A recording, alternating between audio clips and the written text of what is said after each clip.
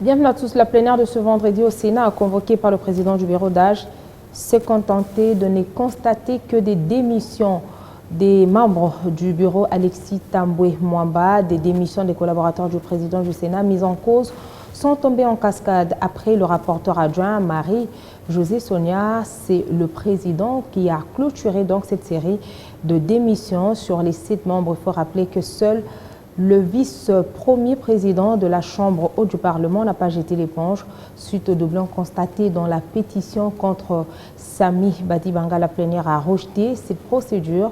Le sénateur Sami Badibanga est le seul membre du perchoir à conserver son poste. Qu'à cela ne tienne, la page du bureau Alexis Tamboué Mwamba est désormais tournée. Les faits se déroulent à quelques minutes de la plénière de ce vendredi pour certains et un peu plus pour d'autres. 6 sur les 7 membres du bureau du Sénat, tous visés par une motion, jettent l'éponge avant les derniers actes de leurs collègues sénateurs qui tenaient à les faire partir au cours de cette séance plénière. Les choses se sont déroulées autrement, il n'y a plus de vote et la plénière est alors obligée de prendre acte de leurs décisions.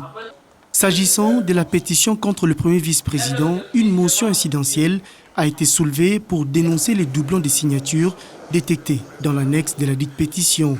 L'initiateur de la motion étant absent pour représenter ses moyens de défense, cette pétition a été rejetée par la plénière après vote.